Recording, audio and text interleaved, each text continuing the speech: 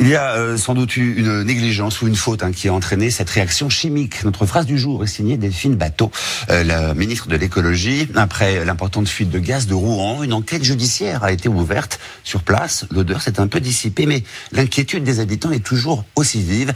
Dans l'usine Lubrizol, les émanations, elles, se poursuivent. Reportage Adrien Os et Marc Guéring. L'odeur nauséabonde est désormais perceptible uniquement aux abords de l'usine Lubrizol. La concentration de mercaptan qui s'échappe a été divisée par 4. Malgré cette amélioration, l'inquiétude est toujours palpable, notamment dans cette entreprise de transport routier située à 40 mètres du site.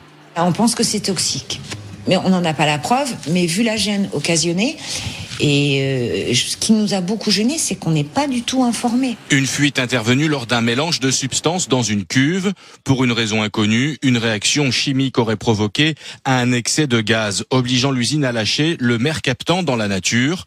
Depuis 1 heure ce matin, les chimistes sont à pied d'œuvre. Pour stopper la fuite, ils transvasent le gaz dans une nouvelle cuve, puis ajoutent une solution neutralisante composée d'eau de javel et de soude. Restent des questions. Qui est responsable? C'est une situation parfaitement anormale qui aurait dû être évitée. Et donc c'est ce que l'enquête va permettre d'établir, de savoir précisément quelle est l'origine. Des questions que se pose aussi Sophie. La jeune femme de 25 ans souffre d'hypersensibilité aux substances chimiques, une maladie reconnue dans plusieurs pays européens, mais pas en France. Pour elle, malgré le masque qu'elle porte en permanence, le passage du nuage de mercaptan s'est transformé en calvaire. C'est les symptômes habituels, mais j'ai quand même fini aux urgences à cause de la douleur. C'était impossible d'ouvrir les fenêtres. Même en restant dans la pièce où je suis enfermée, c'était palpable.